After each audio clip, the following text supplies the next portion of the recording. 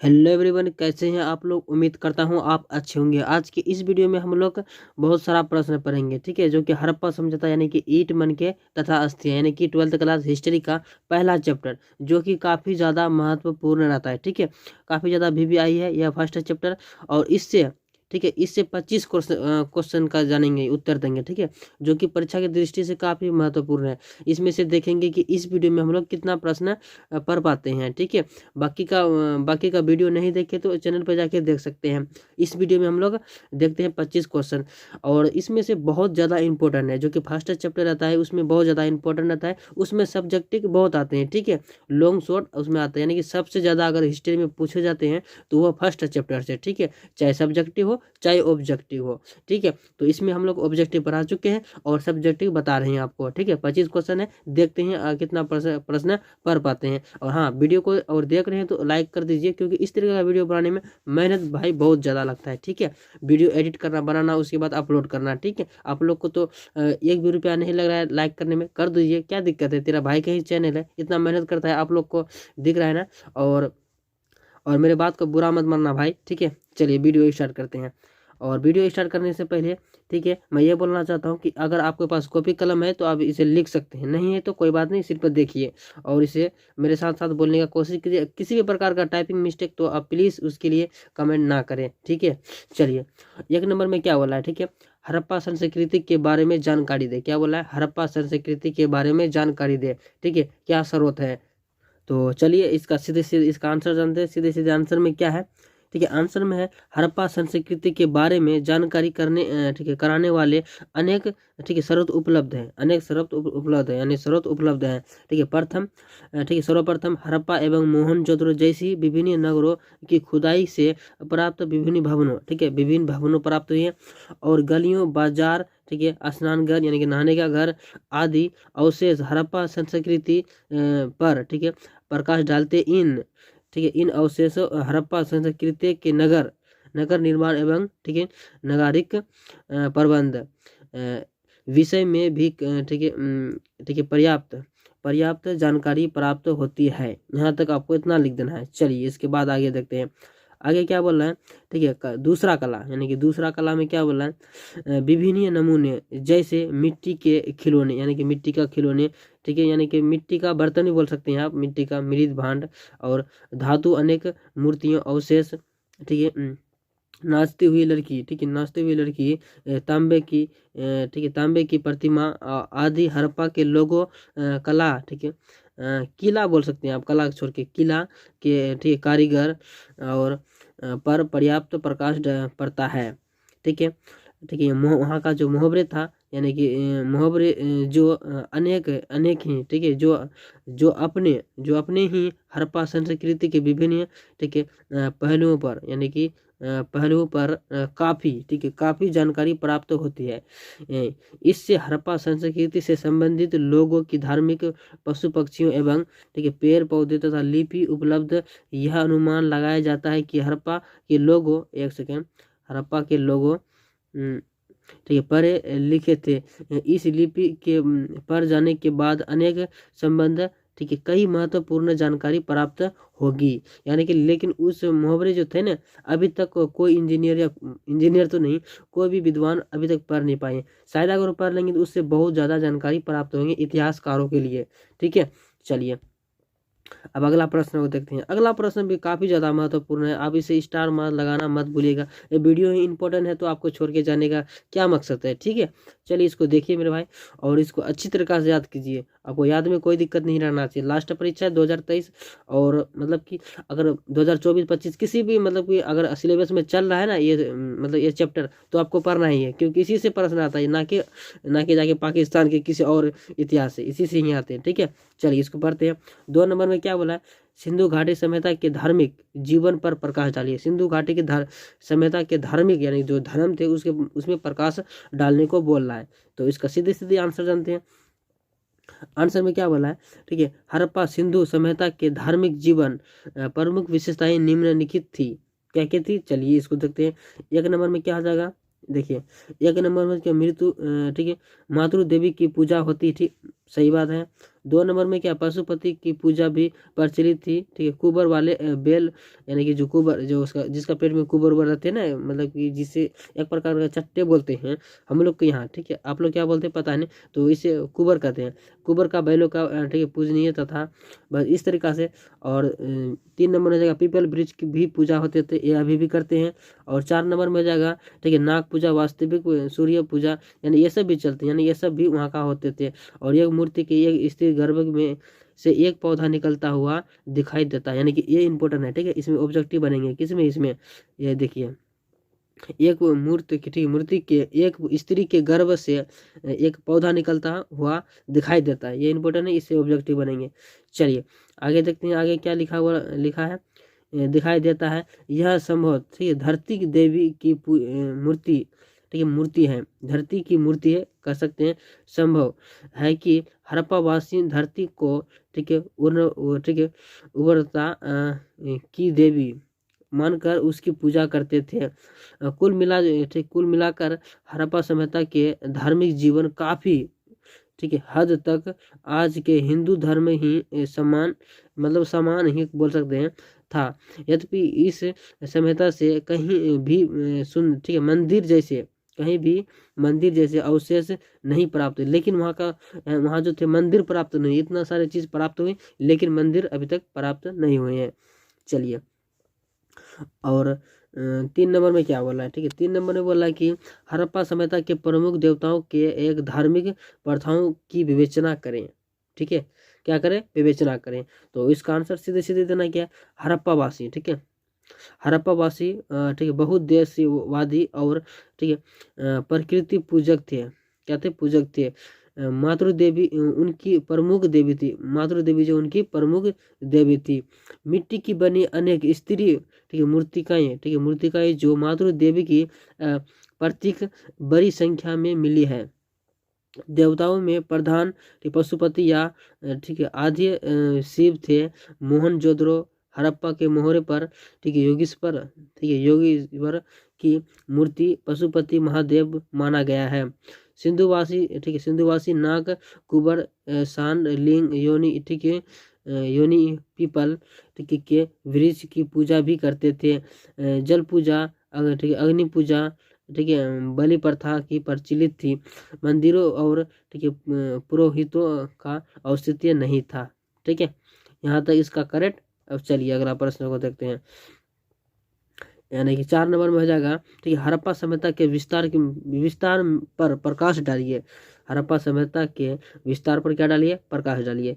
तो इसका आंसर क्या लिख देना है, चलिए मैं बताता हूँ इसका आंसर में लिख देना हड़प्पा सभ्यता के परिचय ठीक है प्राचीन सभ्यता में ठीक है विशालतम थी। हड़प्पा जो सभ्यता से ठीक है क्या बोला, हड़प्पा सभ्यता प्राचीन यानी प्राचीन समय की बातें बोलने, सभ्यता में विशालतम थी, ठीक है। यह उत्तर से कश्मीर क्या बोला है, उत्तर में कश्मीर से लेकर दक्षिण में ठीक नर्मदा नदी तक, पश्चिम से बलूचिस्तान ठीक है मकरान तट से लेकर पूर्व में ठीक है आलमगीरपुर उत्तर प्रदेश में उत्तर प्रदेश तक फैली हुई थी। कुल मिलाकर यह सभ्यता पूर्व से पश्चिम 1600 किलोमीटर तथा उत्तर से दक्षिण 1200 किलोमीटर, कितना 1200 किलोमीटर, बस इतना लिख देना, मिल जाएगा आपको हटाक से 2 नंबर, ठीक है कोई दिक्कत नहीं है, नंबर कटने वाला नहीं है, अच्छी तरीके से लिखेंगे तो। 5 नंबर में क्या बोला, 5 नंबर बोला कि मोहनजोदड़ो के सार्वजनिक स्नान घर के विषय में लिखिए। क्या बोला, मोहनजोदड़ो के सार्वजनिक स्नान घर के विषय में लिखिए। तो इसका आंसर क्या लिख देना है, सीधे सीधे मोहनजोदड़ो में बना सार्वजनिक स्नान घर अपना ठीक है अपना अवशेष महत्व रखता है। यह सिंधु सभ्यता ठीक है यह सिंधु घाटी के लोगों को ठीक है किला का ठीक है अदृश्य नमूने ऐसा अनुमान कि यह स्नान घर ठीक है तालाब धार्मिक ठीक है अवसरों पर आम जनता ठीक है नहाने के प्रयोग में लाया जाता था। यह तालाब इतना मजबूत बना हुआ है, इसकी दीवारें काफी चौड़ी बनी हुई है, जो पक्की ईंटों की, क्या बोला, पक्की ईंटों की ठीक है पक्की ईंटी और विशेष प्रकार के सीमेंट के ताकि पानी अपने आप बाहर न निकल सके। तालाब स्नान घर में नीचे ठीक है उतने उतरे ठीक है उतरे उतरने के लिए ठीक है माँ ठीक है मतलब माँ बनी हुई ठीक है पानी निकलने के लिए कुआं बोल सकते हैं, निकलने के लिए नालियाँ भी प्रतिबंध ठीक है प्रबंध है यानी ठीक है, यानी कि पानी भी निकल सकते हैं, यानी कि ऑप्शन नंबर इसका यहाँ तक इसको इतना तक लिख देना है। और 6 नंबर में क्या बोला है, 6 नंबर में बोला है सिंधु घाटी के संबंधित ठीक है गृह स्थान पर एक टिप्पणी दे। क्या बोला है, एक टिप्पणी देने को बोला है। तो टिप्पणी कैसे देंगे, आइए देखते हैं इसका टिप्पणी। टिप्पणी में क्या है, सिंधु घाटी सभ्यता की गृह ठीक है स्थापत्य मोहनजोदड़ो का ठीक है मोहनजोदड़ो का निचला ठीक है निचला शहर आवासीय भवनों के उदाहरण प्रस्तुत करता है कि ठीक करता रे से गई है कि एक आंगन पर केंद्रीय थे जिसके चारों ओर कमरे बने थे, संभवतः आंगन खाना पर ठीक है और कताई करने के जैसी ठीक गतिविधियों का ठीक केंद्र था। खास तौर से गर्म और शीत मौसम में ठीक है यहाँ एक अन्य रोचक पहलू लोगों द्वारा अपने ठीक एकांतरा को दिया जाने वाला महत्व था। भूमि तल दीवारों में ठीक है खिड़कियाँ मतलब कि खिड़कियाँ नहीं है। इसके अतिरिक्त मुख्य द्वार में आंतरिक भाग ठीक है अथवा आंगन का सीधा अवलोकन नहीं होता है। इतना तक लिख देना है। चलिए एक सेकंड आगे क्या बोला है, हर घर ठीक हर घर का ईंटों के फर्श बना अपना एक स्नान घर होता था, यानी कि फर्श में ईंटों का मतलब सीधे सीधे देखिए होता था, जिसमें नालियां दीवार के ठीक है मध्य से सड़क के नालियों से जुड़ा हुआ था, यानी कि जो वहाँ का जो नहाने का जो जुगाड़ था, मान लीजिए घर स्नान घर, उससे जो नाली जो पानी जो बहते थे डायरेक्ट सड़क के उस नालियों में पाइपलाइन परियोजना में कनेक्ट थे, ठीक है जुड़े हुए थे। कुछ घरों दूसरे तल या छत पर आने हेतु ठीक है बनाई गई सीढ़ियाँ के अवशेष मिले थे। कई ठीक है आवासों में कुएं थे ठीक है, एक अधिकांश एक ऐसे ठीक है कक्ष से बनाए गए थे जिसमें बाहर से आया जा सकता था और जिनका प्रयोग था संभवतः ठीक है राहगीरियों द्वारा किया जाता था। विद्वानों ने अनुमान लगाया कि मोहनजोदड़ो में कुआं की कुल संख्या लगभग कितनी थी, 700 संख्या थी मोहनजोदड़ो में। चलिए अब अगला प्रश्न को देखते हैं। 7 नंबर में क्या बोला है, 7 नंबर में बोला कि मोहनजोदड़ो का एक नियोजित शहर केंद्र के रूप में प्रमुख विशेषताएं का ठीक है लगभग 100 से 150 शब्द में लिखिए। लॉन्ग है ठीक है, इसको आपको लिखना है। तो इसका आंसर कैसे देंगे, आइए मैं बताता हूँ, एक सेकेंड। इसका आंसर हो जाएगा ठीक है एक नियोजित शहर केंद्र रूप में मोहनजोदड़ो ठीक है। एक नंबर में संभवतः हड़प्पा सभ्यता के सबसे अनूठा पहलू शहरी केंद्रों का विकास था। आइए ऐसे ही केंद्र मोहनजोदड़ो का सूक्ष्मता से देखते हुए, हालांकि मोहनजोदड़ो सबसे प्रस्तुत पुरातत्व स्थल है सबसे ठीक है सबसे पहले खोजा गया स्थल हड़प्पा था। सबसे पहला खोजा गया स्थल क्या था, हड़प्पा था। इसको आगे बढ़ा लेते हैं, हड़प्पा था। एक सेकेंड, हाँ 2 नंबर में कि बस्ती 2 भागों में विभाजित है। एक छोटा लेकिन ऊंचाई पर बनाया गया था, छोटा है लेकिन ऊंचाई पर बनाया गया था। दूसरा ठीक है वहीं अधिक खड़ा लेकिन नीचे बनाया गया था ठीक है पुराहितो इन्हों पर क्रमशः दुर्ग का निचला ठीक है शहर का नाम दिया जाता है, यानी जो नीचे में तो उसे निचला का शहर का नाम दिए जाएंगे ही ठीक है और दिया जाएगा। दुर्ग में दीवारों से घेरा गया था। चलिए अब अगला प्रश्न को देखते हैं, यानी कि अगला नंबर देखते हैं। 3 नंबर में क्या बोला, ठीक है निचला शहर भी दीवार से घिरा हुआ, इसके अतिरिक्त कई भवन ऊंचे ठीक है बबूतरों पर बनाया गया था ठीक है। न्यू कार्य करते हुए अनुमान लगाया गया था कि यदि एक ठीक है श्रमिक प्रतिदिन एक ठीक है घनीय मीटर ठीक है मिट्टी ढोता होगा होगा तो मात्र ठीक है आधारों को बनाने ठीक है बनाने के लिए ही ठीक है 40 लाख श्रम दिवस मतलब कि श्रम मतलब मजदूर मेहनत कर सकते हैं। ठीक है दिवसों आदर्श हुए। ठीक है बड़े पैमाने पर आश्रम यानी श्रम श्रम क्या बोले श्रम की आवश्यकताएं पड़ी होगी। तो यहाँ तक क्लियर हो गया। और चलिए 4 नंबर में क्या बोल रहा है। 4 नंबर में बोला कि शहर का सारा भवन निर्माण कार्य का ठीक है चबूतरों पर एक निश्चित क्षेत्र पर सीमित था।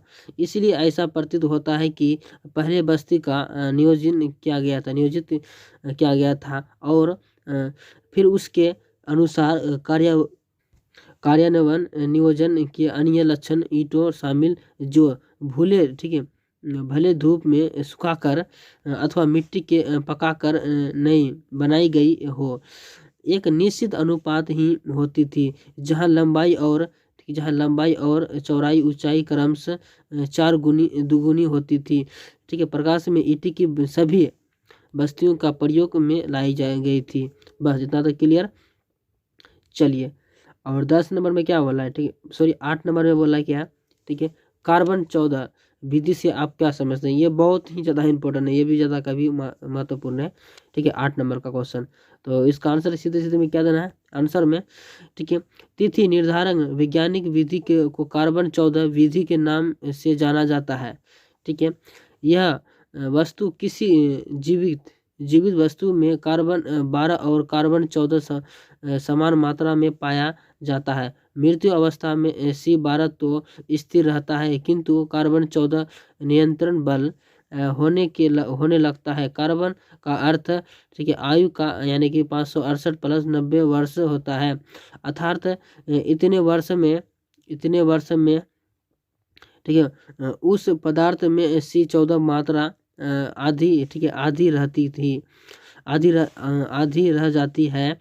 इस प्रकार वस्तु के काल में गणना की जाती है कि जिस पदार्थ में कार्बन 14 मात्रा हो जितनी कम होगी वह उतनी ही पुरानी होगी। बस और जाएंगी इसी के आधार पर प्राचीन सभ्यता तिथि का निर्धारण किया गया है। ठीक है जो ये जितने कार्बन का मात्रा जितनी ज़्यादा रहेंगे उतनी पुरानी चीज़ें होंगे। तो यहाँ तक क्लियर। अब चलिए अगला प्रश्न देखते हैं कितना नंबर 9 नंबर। ठीक है और 9 नंबर में क्या बोला पुरातत्व से आप क्या समझते हैं। क्या बोला पुरातत्व से आप क्या समझते हैं। तो इसका आंसर क्या देना है आपको। एक सेकेंड इसका आंसर में लिख देना क्या लिखना है। ठीक है प्राचीन इतिहास अध्ययन ठीक है पुरातत्व स्रोतों का अपना ठीक है विशेष स्थान रखते हैं। इसके प्रमुख कारण यह है कि भारतीय ग्रंथों की संख्या काल में सही जानकारी नहीं होने के कारण ठीक है किसी काल के विशेष सामाजिक एवं आर्थिक स्थिति का ज्ञान नहीं होता है। साहित्यिक साधनों में लेखक का दृष्टिकोण भी सही तथा प्रस्तुत करने के बालक होता है। ग्रंथ में ठीक है प्रतिलिपि करने वाले अपना इच्छानुसार प्राचीन ठीक है एक सेकेंड प्रकरणों को छोड़कर ठीक है अनेक नए प्रकरण जोड़ते हैं। लेकिन पुरातत्व के सामग्री के इस प्रकार से ठीक है हेरफेर की संभावना बहुत ही कम होता है। अतः पुरातत्व स्रोतों के ठीक है अधिक विश्वसनीय होते हैं। बस यहाँ तक क्लियर। बस 9 नंबर समाप्त। चलिए 10 नंबर पढ़ते हैं। 10 नंबर में क्या बोला है इतिहास लेखक में अभिलेखों का क्या महत्व है। इतिहास लेखक में अभिलेखों का क्या महत्व है। तो इसका आंसर क्या देना है अभिलेखों से ठीक है तात्पर्य से पाषाण धातु मिट्टी के बर्तन ठीक है मिट्टी के बर्तन आदि खुदे हुए लेखा से तत्कालीन राजनीतिक सामाजिक आर्थिक तथा धार्मिक जीवन जानकारी मिलती है। अशोक के अभिलेख द्वारा उसमें धर्म की प्रसार के उपाय ठीक है प्रशासन मानवीय पहलू आदि विषय सहज जानकारी प्राप्त कर सकते हैं। इसीलिए लेखक में अभिलेख की महत्व इसमें से भी स्पष्ट हो जाता है कि अभिलेख के ही आधार पर ठीक है, भंडारकर, ठीक है, महोदय, अशोक इतिहासकार लेखक के, ठीक है, सफल प्रतिपादन किया गया है। तो हम लोग ने कितना, इसमें से तो कितना प्रश्न पढ़ चुके हैं, 10 प्रश्न, ठीक है, जो कि काफ़ी ज़्यादा महत्वपूर्ण था। तो इस वीडियो को यहीं पर समाप्त कर देते हैं। और भी प्रश्न है, ठीक है, और भी प्रश्न है इसमें, तो मैं इस वीडियो में कंप्लीट नहीं करूँगा क्योंकि वीडियो थोड़ा ज़्यादा लंबा हो जाएगा। अगर आपको देखना है तो अगले पार्ट में देखेंगे, ठीक है। उसके लिए सब्सक्राइब करके रखिए, बहुत जल्दी लाएंगे पार्ट, ठीक है। तो मिलते हैं एक नए वीडियो के साथ, तब तक के लिए आप अपना